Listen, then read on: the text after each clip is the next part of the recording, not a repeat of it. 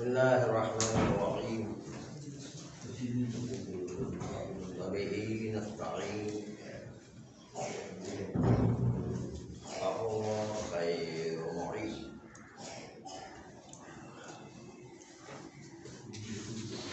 امام خمینی علیہ رحمہ نے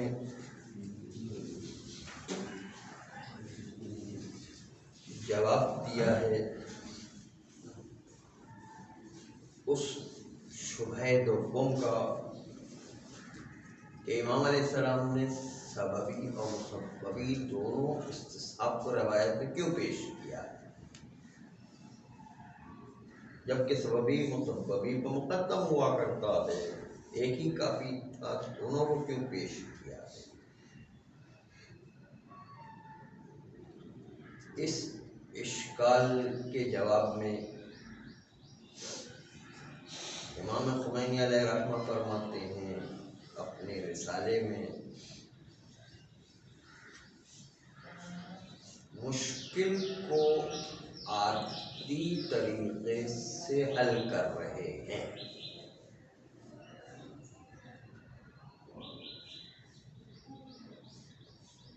اگرچہ کہ ان کے شاگرد آقا فاضل لنکرانی نے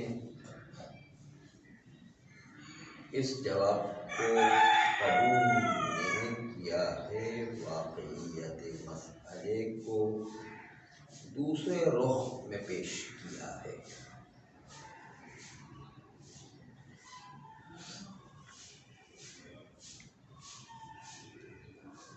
آقا خمینی علیہ رحمہ فرماتے ہیں کہ امام علیہ السلام اس روایت میں وظیفے کو ان موارد میں مشخص کرنا چاہتے تھے، تکلیف کو واضح کرنا چاہتے تھے۔ اگر کوئی کہے کہ مجھے تحقق نوم میں کیا شک ہونے کی صورت میں وظیفہ شرعی میرا کیا ہے،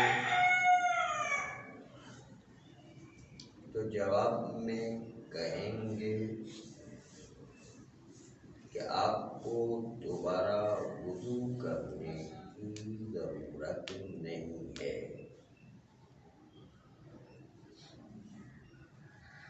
امام علیہ السلام در حقیقت نتیجے مطلب و مسئلے کو بیان کرنا چاہتے تھے،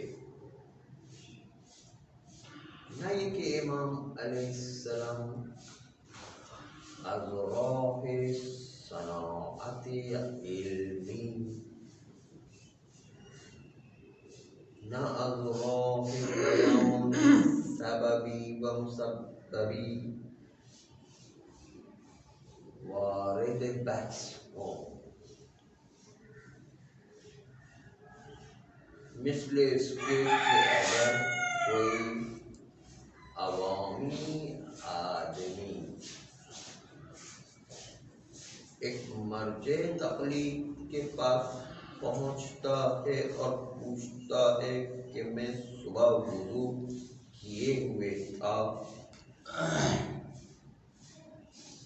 بعد میں مجھے شک پیدا ہوتا ہے کہ مجھے نوم آئی ہے یا نہیں، تو یہاں پر مرجع تقلید اس کو اس کا وظیفہ عملی، وظیفہ شرعی بیان کرے گا۔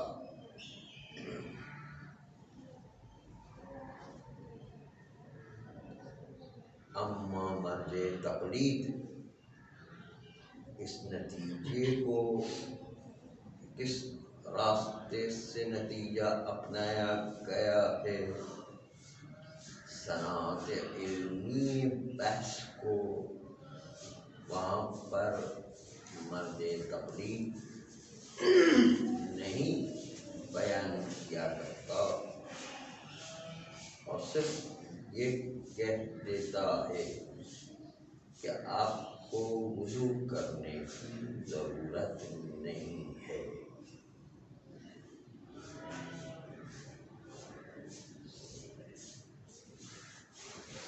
زیادہ سے زیادہ کہے گا کہ وضو کرنے کی ضرورت نہیں ہے، اس لیے کہ پہلے بھی جو وضو تھا وہی جاری ہے۔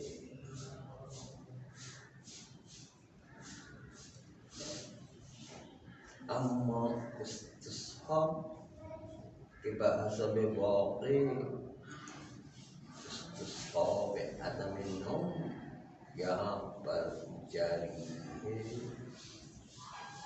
یا استصحاب وضو جاری ہے؟ کون سا استصحاب حاکم ہے، کون سا استصحاب محکوم ہے، یہ مرد تقلید عوام کے سامنے بیان نہیں کیا کرتا ہے۔ مقام بیان فتویٰ میں لازم نہیں ہے کہ ان خصوصیات علمی و صنعت علمی کی طرف اشارہ کیا جائے۔ بس آقا خمینی علیہ رحمہ فرماتے ہیں کہ زرارہ کے سوال میں اسی کیفیت کے ساتھ کہ زرارہ نے سوال کیا کہ اگر اس کے برابر سے کوئی چیز حرکت کر جاتی ہے اور اس کو پتہ نہیں چل پاتا ہے تو کیا اس کو وضو کرنا چاہیے یا نہیں کہ جو پہلا وضو تھا وہی باقی ہے؟ امام علیہ السلام نے جواب میں فرمایا نہ،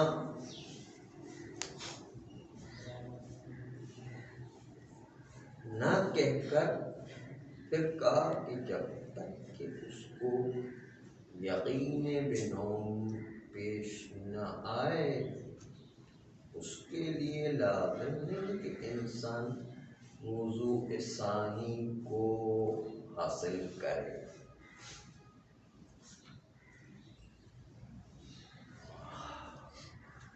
اما اب چونکہ علت عدم اللزوم وضو آیا استصحاب عدم نوم ہے یا استصحاب بقاء وضو ہے، یہ ساری باتیں امام علیہ السلام نے مد نظر نہیں رکھی، مورد عنایت امام علیہ السلام یہ علمی گفتگو نہیں ہے۔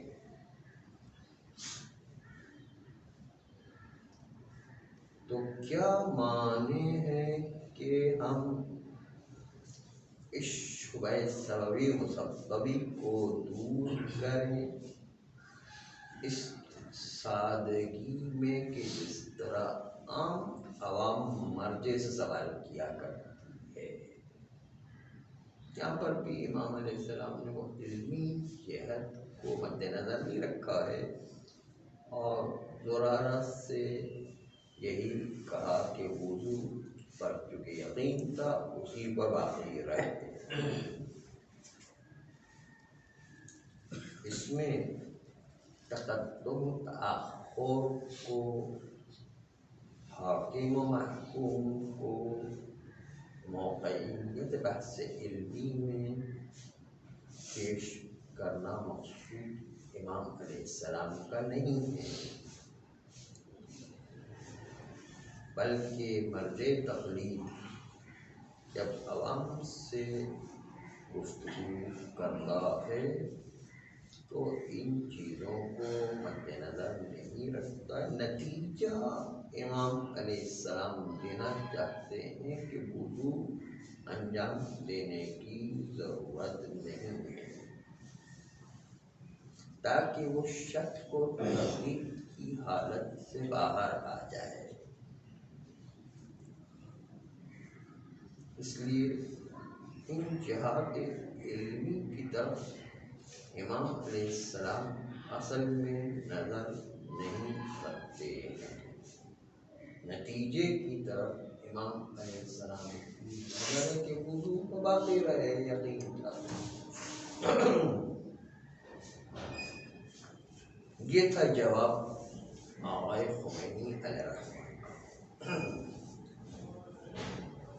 آقا فاضل الانکرانی علیہ رحمہ اس جواب میں فرماتے ہیں کہ یہ جواب ایسا جواب نہیں ہے کہ جس کو بہت زیادہ قبول کیا جا سکے، اس لیے کہ دو وجہ کہ زرارہ کوئی ایک عام آدمی کی طرح کا سوال کرنے والا آدمی نہیں ہے، خود ایک بہت بڑا فقیہ ہے کہ جو علمی اعتبار سے روایات کا انتہائی ماہر اور شاگرد خصوصی امام علیہ السلام ہے۔ اس کے اندر شخصیت فردیہ کو مد نظر رکھا جائے تو عظیم ترین مقام علمی زرارہ کے پاس موجود ہے، اور دوسری طرف سوال بھی کوئی آسان سوال نہیں تھا۔ سوال کی باریک بینی، پیچیدگی اور زیر و رو کرنا اور عجیب غریب طریقے سے تجزیہ و تحلیل کرنا، یہ کوئی عوامی طور پر گفتگو نہیں تھی۔ خود روایت کے اندر باریک بینی سے سوالات کیے گئے ہیں۔ یہ علمی باریک بینی سے سوال جواب ہونا یہ خود بھی بتا رہا ہے کہ یہ عوامانہ روش امام کی نہیں ہے، بلکہ جو ہے اس میں علمی تجزیہ و تحلیل کی گئی ہے، اس لیے اتنی سادگی سے اس روایت سے عبور نہیں کیا جا سکتا ہے۔ انسان اتنی سادگی سے اس روایت پر قانع نہیں ہوا کرتا ہے۔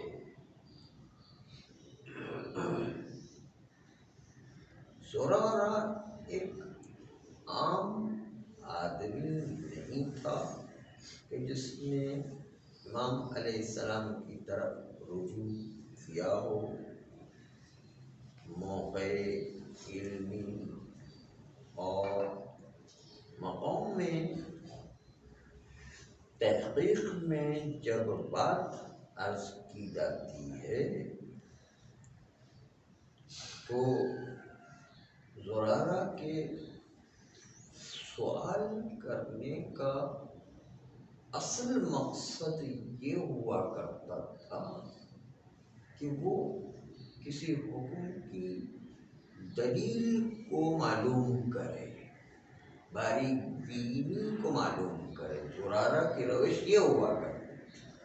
اب اس سوال سے اندازہ کریں جس میں زرارہ نے سوال کیا من این علمت ان المسح ببعض الراس، آپ کو علم ہے کہ پیر کا طول کے حساب سے پورا مسح کرنا ہے، لیکن پورے پیر کا مسا کر، لیکن عرض میں پورا مسا نہیں ہے۔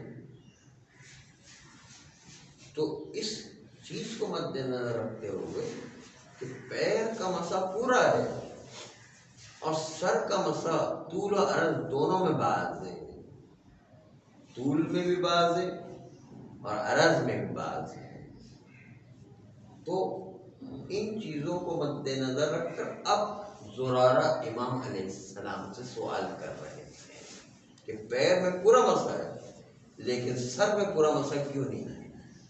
اس اعتبار سے دیکھیں سوال کہ من این علمت، آپ کو کس دلیل سے پتہ چلا؟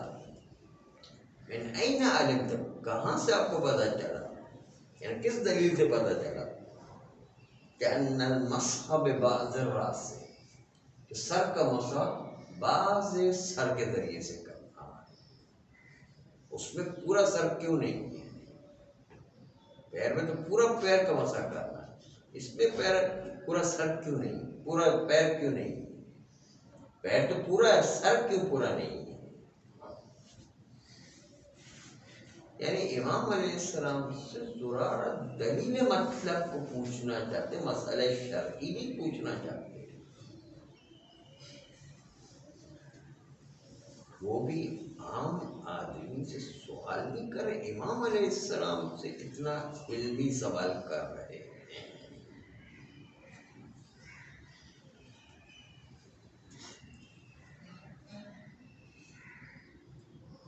فرماتے ہیں کہ یہ پیر میں جو استیعاب ہے کہ پورے پیر کا مسح کریں، طول کے اعتبار سے نہ عرض کے اعتبار سے، اور سر میں پورا مسح نہیں ہے، نہ طولاً نہ عرضاً۔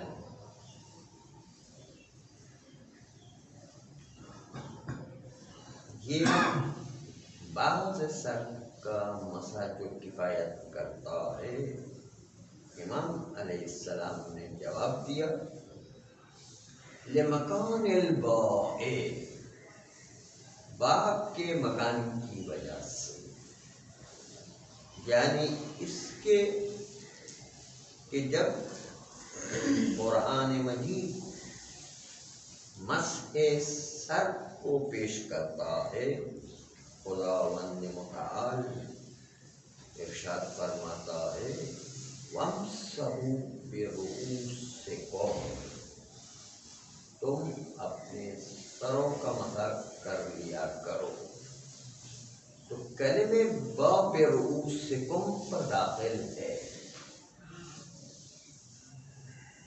با بے سر میں با کو لایا گیا ہے، اس با سے ہم تبعیض کا استفادہ کرتے ہیں، یعنی بعض سر، با عدم استیعاب سر کو سمجھاتا ہے۔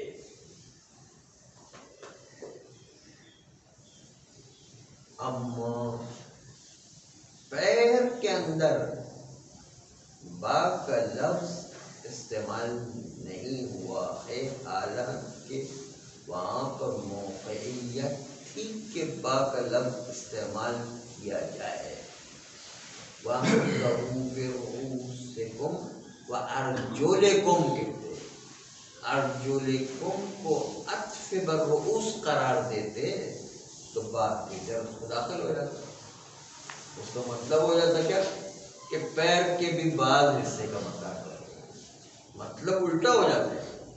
اس لیے امام علیہ السلام فرماتے کہ دیکھیں اس میں ارجلکم نہیں کہا، ارجلکم کا، ارجلا کو نصب دیا، با کو نکال دیا، اس کا مطلب پورے پیر کا مسح کرنا، وہاں با کا لفظ استعمال نہیں کیا قرآن مجید۔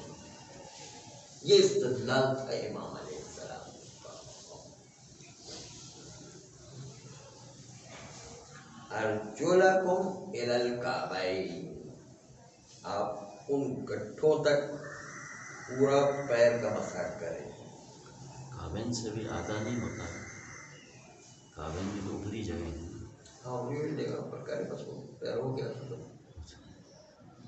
فرماتے ہیں کہ یہاں پر ارجلکم مجموع جار و مجرور پر عطف ہے. دوسرا الفاظ میں محل برؤوسکم پر عطف ہے. عطف مجرور پر نہیں کیا گیا ہے، برؤوسکم کے مجموع محل پر عطف کیا گیا ہے. بس اس کا مطلب دونوں کے مطلب جدا جدا تھے، اس لیے ایک جگہ خداوند متعال نے با کو استعمال کیا، ایک جگہ بغیر با کے استعمال کیا. اسی مطلب کو سمجھانے کے لیے تو ہے کہ سر کے بعد حصے کا مسح کرنا اور پیر کے بعد حصے کا مسح نہیں بلکہ پورا حصہ ہے. یہ تھا استدلال امام علیہ السلام کا. یہ جو استدلال ہے اس سے ضمن اس کے کہ وضو کی باری بینی کو حل کیا گیا ہے. اسی لیے تفسیر تبری میں تفسیر تبری جس کے حاشیے میں اسی وضو کے بعد میں شرح نظام ایک کتاب تصریف کے ساتھ کی ہے، ان کے مصنف نے حاشیے میں لکھا ہے کہ شیعوں کا وضو بالکل عین قواعد کے مطابق، اور اہل سنت کا وضو معلوم نہیں کہ قواعد کے مطابق ہو.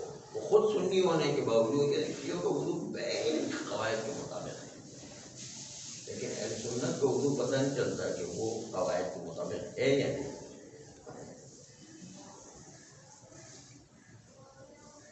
بس یہ روایت خود دوسری جانب شاہد اس بات پر کہ مسئلہ زرارہ کا اور زرارہ کے سوال کا عام لوگوں جیسا نہیں تھا کہ جو مرج تکلیف عام عوام کو ایسے سادہ نتیجہ دیتے ہوئے جواب دیتے. امام علیہ السلام زرارہ سے جب بھی گفتگو کرتے ہیں دلیل کی جہت سے گفتگو کرتے ہیں، صورہ کبریٰ قائم کر کے دلیل قائم کیا کرتے ہیں. صورہ کبریٰ بھی شکل اول بنا کے عام طور پر زرارہ کے سامنے امام علیہ السلام پیش کر رہے ہوتے ہیں.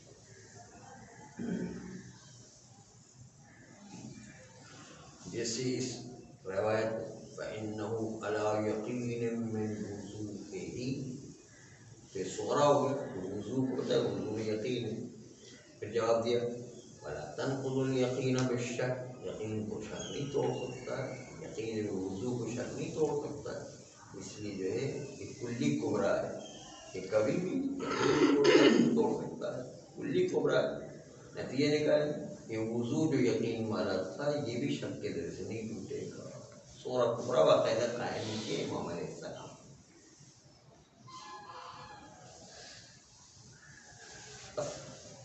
اس تمام استدلالات کا نتیجہ یہ ہے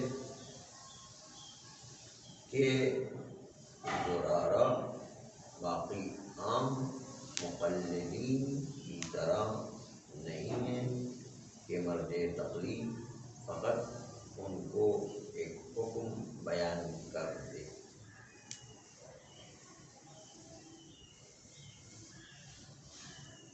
بلکہ امام علیہ السلام صغرا و کبریٰ اسی جہت سے پیش کر رہے ہیں کہ سوال کرنے والا ایک عالم ہے اور اس کو دلیل مطلب چاہیے. یہ خالی مسئلہ شرعی پوچھنا مقصود نہیں ہے. اس لیے پورا سورہ کبریٰ قائم کرتے ہیں فَإِنَّهُ عَلَى يَقِينٍ مِّن وُضُوءٍ وَلَا يَنْقُضُ الْيَقِينَ. بالشك أبدا ولكنه ينقضه بيقين آخر. پورا سورہ کبریٰ طول و تفصیل کے ساتھ پیش کیا جا رہا ہے. اگر عام عوام کوئی ہوتا تو یہ طول و تفصیل پیش کرنے کی امام علیہ السلام کو ضرورت نہیں تھی. اگر کوئی کہتا کہ اس کے کسی برابر سے کوئی چیز گزر جائے اور اس کو پتہ نہ چلے تو امام علیہ السلام کو خالی کہنا چاہیے تھا لا، یعنی وضو کرنے کی ضرورت نہیں. پھر امام علیہ السلام نے دوبارہ کہا حتی یستیقن انہ قد نام، یہاں تک کہ اس کو یقین ہو جائے کہ نیند آ گئی ہے، تب تک اس کو وضو کرنے کی ضرورت نہیں ہے. امام علیہ السلام زرارہ کے دوسرے سوال کے اندر بھی استدلال کو پیش کر رہے ہیں، اور استدلال کو لانے کا مطلب یہ ہے کہ علمی جہت سے اور دلیل کی جہت سے زرارہ سے گفتگو کی جا رہی ہے، عوامانہ اور سیدھا سادہ جواب نہیں ہے. اس سے پتہ چلتا ہے کہ امام علیہ السلام مقام جواب میں استدلال علمی کو لے کر آ رہے ہیں. تو بس شبہ پھر زندہ ہو جاتا ہے کہ امام علیہ السلام نے سببی اور مسببی دونوں کو کیوں ذکر کیا، جبکہ سببی مسببی پر مقدم ہوا کرتا ہے. مقام استدلال میں سببی جب مسببی کو مقدم ہے تو امام علیہ السلام دونوں کیوں ذکر کیا، سببی بھی ذکر کیا مسببی بھی ذکر کیا، بلکہ مسببی کو 2 مرتبہ ذکر کیا، سببی کو 1 مرتبہ ذکر کیا. یہ شبہ پھر دوبارہ پلٹ کر کے آ جاتا ہے. صلی اللہ